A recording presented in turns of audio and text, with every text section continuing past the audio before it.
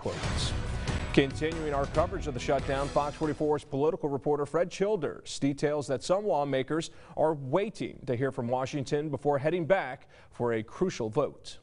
Well, in order for that government shutdown to come to an end, lawmakers on Capitol Hill will obviously have to come to some sort of an agreement. That would be Republicans and Democrats. And joining me now is U.S. Senator John Kennedy, a Republican who represents Louisiana on Capitol Hill. Thanks for coming on. You bet, right? Thanks for being here, Senator. I know you're about to head back to Washington to be part of the negotiations to get the government back open.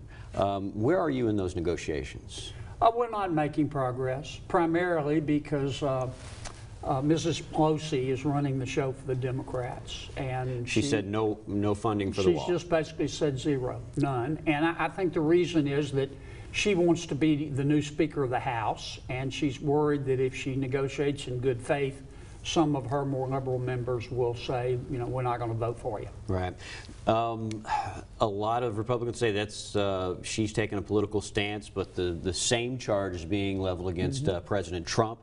Some Democrats have said that the wall is a political answer to a problem that really requires what they consider a thoughtful and more pragmatic response. What's your reaction to that? Well, both sides have played politics on this, but if you strip away the political rhetoric, you should ask yourself one question: do border walls work? And they do. They're working in San Diego right now. They're working in Yuma. They're working in El Paso. They're working in Israel. They're working in Saudi Arabia, Bulgaria, India. The problem we have, Fred, is that the Democrats, my Democratic friends, don't distinguish between legal and illegal immigration.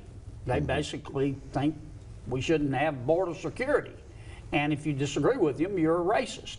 I think legal immigration makes our country stronger, but illegal immigration is illegal. And border walls, they don't completely stop the illegal immigration. But when we put up a border wall in San Diego, for example, the number of illegal immigrants entering our country dropped by 95%.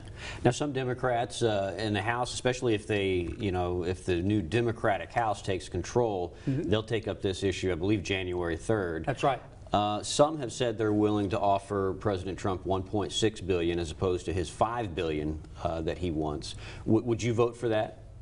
It depends. It depends on what else they want. They want to put restrictions on the wall. Well, that's what we need to talk about. Okay. I mean, the Democrats just refuse to give the president a wall. And I will say this, my Democratic friends, they're very consistent. If Trump wants it, they don't. Yeah. Do you get any sense? Walls work.